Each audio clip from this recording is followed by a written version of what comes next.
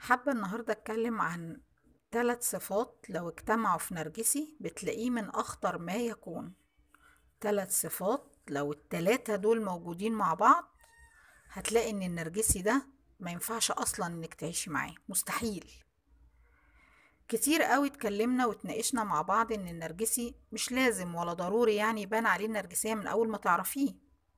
طبعا هو بيبقى بارع في إنه يخبي نفسه على قد ما يقدر، لكن مع العشرة الطويلة والتعامل المستمر بيبان طبعا. وفي نرجسي بيبان من أول تعارف، اللي هو النرجسي الاستعراضي مثلا، تلاقيه كده باين من وقفته، من قعدته، من طريقته في الكلام، من استعراضه لكل شيء عنده. دكتور ليس كارتر بيقول على الرغم من كل الحالات اللي قابلته واللي سمع منها عن النرجسيين، برضه لسه بيكتشف حاجات جديدة، والضحية نفسها بتكتشف حاجات جديدة. بتبقى حاسة ان دي مش بس علاقة مخيبة للآمال ولا علاقة مؤذية، لا، دي بقت علاقة خطر. النرجسي بقى عامل زي التفاحة المعطوبة اللي بتلوث وتفسد كل ثبت الفاكهة اللي موجودة معاه. شخص صعب جدا التعايش معاه، بل مستحيل. مش عارفة ممكن يعمل ايه فيكي بعد كده، هيحول حياتك لجحيم اكتر من كده ايه. فدكتور ليس كارتر بيقول لنا ان في 3 صفات لازم تبقي على دراية كاملة بيهم، ولو لقيتيهم في نرجسي اعرفي ان النرجسي ده خطير جدا وخطر على حياتك، ولازم تبعدي عنه وتفضلي بعيد عنه. ال3 صفات دول ايه هما؟ انه بيعيش في ذاته الزائفة كليا، يعني منفصل عن الواقع تماما، دي اول واحدة. تاني حاجة، عنده غضب نرجسي خطير، ممكن يتسبب في إيذاء بدني شديد ليكي أو لأي حد بيواجهه أثناء غضبه ده. تالت حاجة، قاسي جدا جدا لدرجة تفوق الوصف. خلينا نتكلم عن كل صفة بالتفصيل، وزي ما تعودنا نجيب أمثلة من حياتنا إحنا وأقول لكم هو قصده إيه. نتكلم عن كل صفة بالتفصيل ونشوف إيه مدى خطورتها عليكي أنتي كضحية عايشة مع نرجسي. أولا، إنه يعيش في ذاته الزائفة كليا، يعني منفصل عن الواقع تماما. يعني إيه؟ يعني completely كده، ملوش دعوة بالحياة اللي احنا عايشينها. عنده، احنا قلنا قبل كده ان النرجسي بيكون عنده نفس زائفة، فقاعة كبيرة عايش فيها لوحده. مش مسموح لك ابدا تشوفي ايه اللي بيألمه، ايه احتياجاته، ايه نقط ضعفه، ايه عيوبه. مستحيل ان هو يبين لك ده او انك تقربي من المنطقة دي اصلا. لكن قادر جدا جدا انه يقرا اللي قدامه، سواء انت او اي حد تاني، يشوف نقط ضعفه، يعرف ايه اللي بيستفزه، ازاي يتعامل معاه، يشتبك معاه كمان حتى، عادي جدا.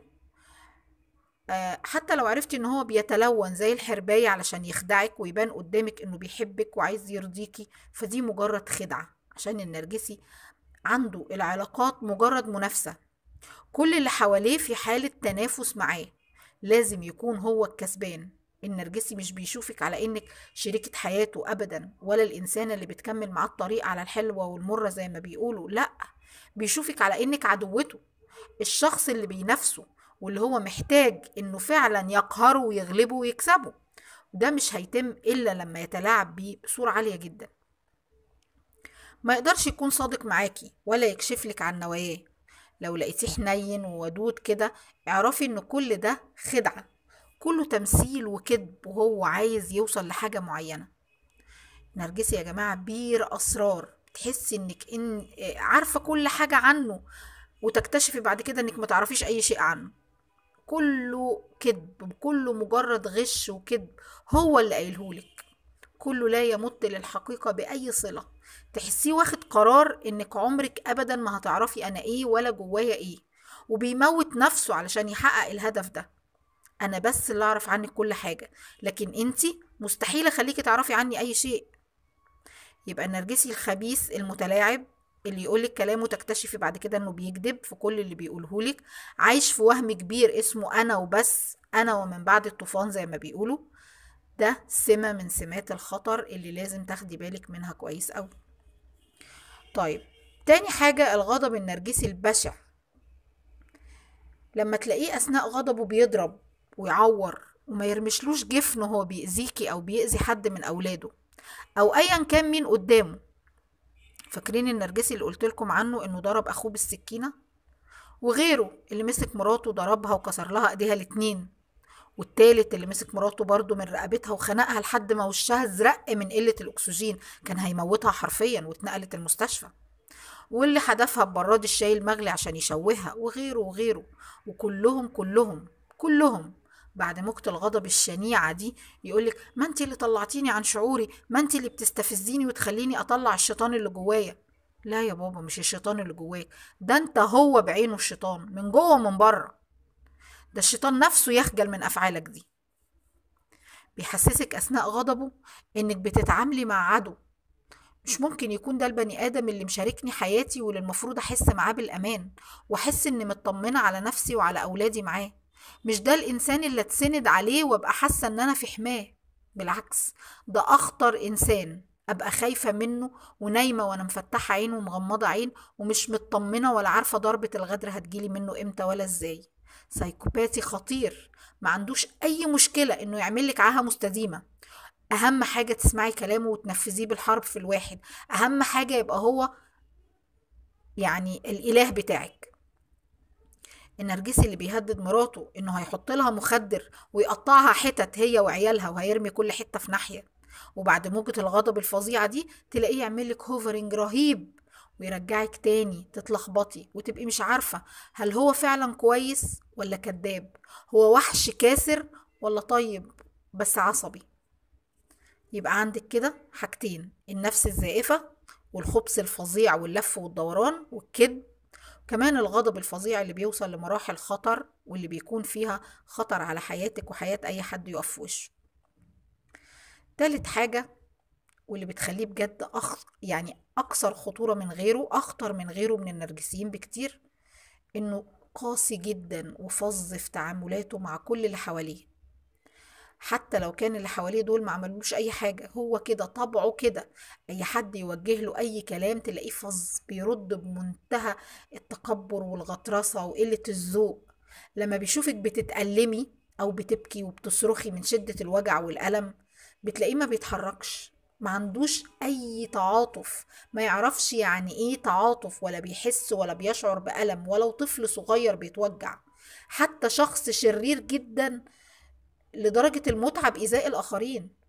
حقيقي يا جماعة، أنا كنت أعرف واحدة نرجسية، واحدة، أديني بتكلم عن الستات أهو عشان الرجالة كتير بيزعلوا إن أنا بقول نرجسي نرجسي وما بجيبش سيرة النرجسيات. لا، في نرجسيات وبيبقوا بشعين. أقسم بالله أنا كنت أعرفها شخصيا، معرفة شخصية يعني، كانت جارتي في المكان القديم اللي كنت ساكنة فيه. نرجسية سيكوباتية بشعة بشعة، بتعذب أولادها تعذيب جسدي بشع، بتستمتع بإيلامهم جدا. كانت بتحرمهم من دخول الحمام يا جماعة، شوفوا لدرجة إيه.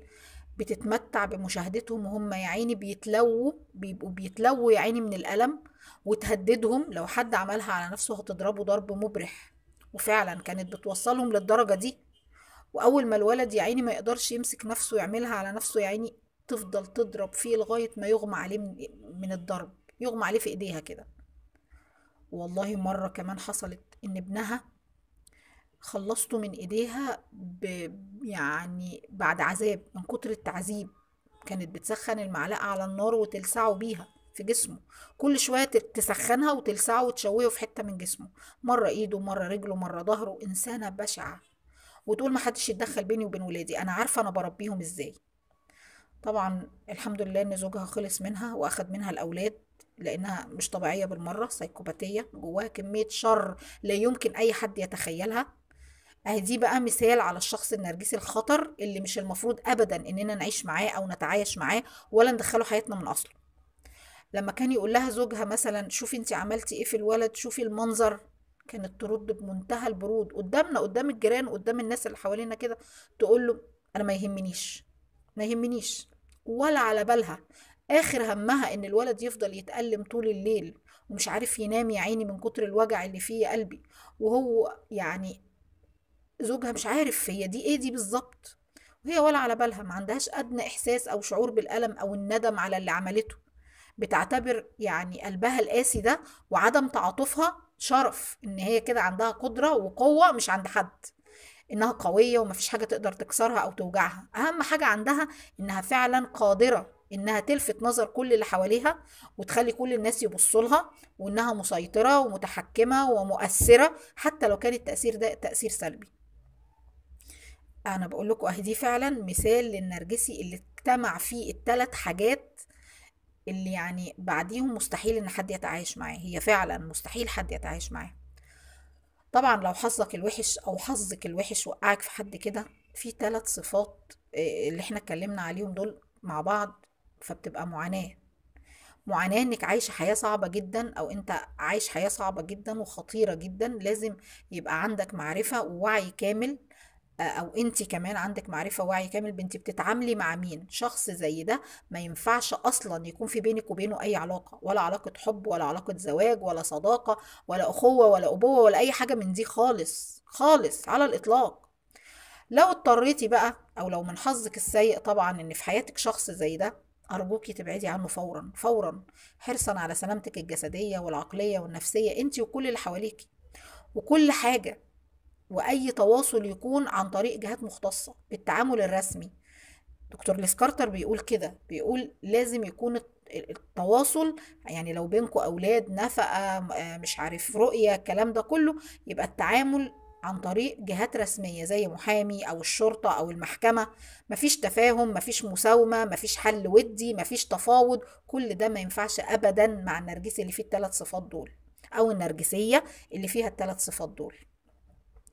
مفيش حاجة اسمها نتكلم بالراحة ونوصل لحل وسط وتشوف الأولاد ويشوف الأولاد لو هو بالبشاعة دي يشوف الأولاد يعمل بيهم إيه؟